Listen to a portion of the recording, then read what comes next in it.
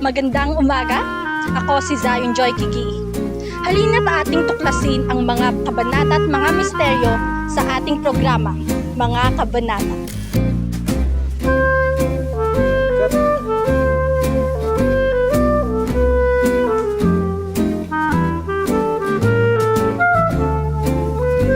Ngayong araw, ating matutunghayan ng isa sa mga nobela ni Dr. Jose Rizal, ang Nolime Tangere.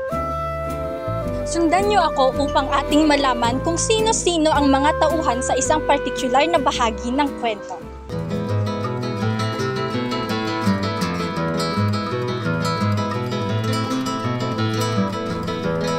Ano ba? Hindi mo ba tinitignan tinatapakan mo?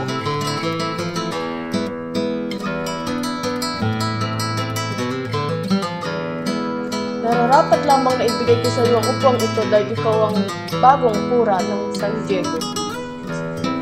Ay, hindi pare. Ako ay magpapakumbaba at ibibigay ko na lamang ito sa iyo. Ako ay magpapakumbaba at pauubasa ko na lamang sa iyo.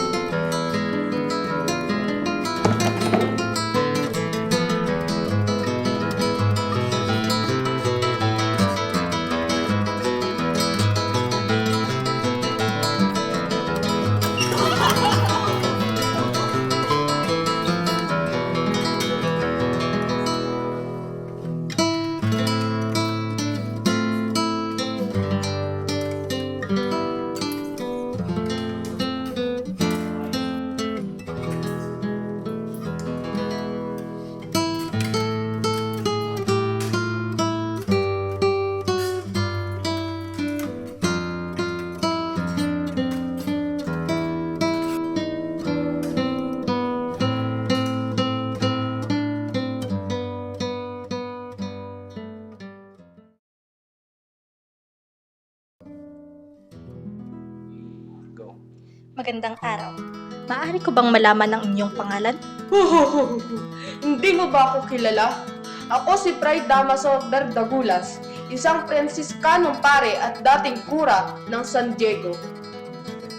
Ako si Padre Siboyla, ang paring Dominikano na lihim na sumusubaybay sa mga kilos ni Crisostomo Ibarra.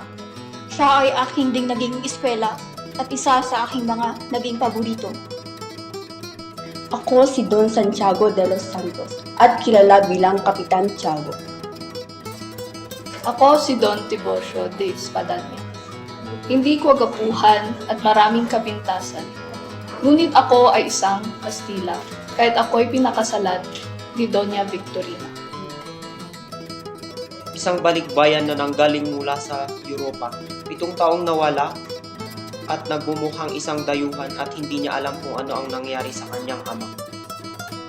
Maaari ka bang magsabi ng mga bagay na patungkol sa iyong sarili? Ako ay may mabuting kalooban dahil ang Panginoon ang aking sentro. At ang aking kinaiinisan sa lahat ay ang mga taong kumakalaban sa simbahan at ito ang pamilya ni Ibarra. Ako ay isang mayamang nagmamay-ari ng isang asyenda at kilalang tao sa bayan ng San Diego. Ako rin ang itinuturing na ama ni Maria Clara. Bilang isang ama, ipinakita ko ang pagmamahal at pag-aalaga sa aking kaisang-isang anak at sa aking mga kaibigan at gayon din sa aking inang bahay. Ako ay naghahanap buhay bilang isang pop doctor o nagpapanggap bilang isang doktor dahil wala akong lisensya. Meron akong lihim na pagnanasa sa anak ni Kapitan Tiago na si Maria Clara. Minsan ay hinangad ko rin na maging simbolo ng liberal na pare, ngunit wala akong nagawa kundi ang manahimik lamang sapagkat ayaw kong matamo ang galit ng mga praile sa akin. Ako ay mapanghamak at mapagmataas sa kapwa ko. Tinuturing ko din ang aking sarili na mataas at mas angat sa iba. Ako ang nasa gitna ng diskusyon sa pagkainan.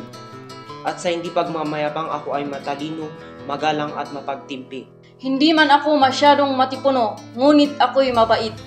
Hindi pumapatol sa mga babae sapagkat sila ay aking iginagalang. Ako si Binibining Maria Clara. Ako ay isang mainihin na dalaga.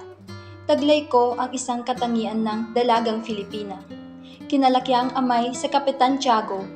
Ngunit si Padre Damaso pala ang tunay na ama. Pinalaking may takot sa Diyos ng aking mga tiya.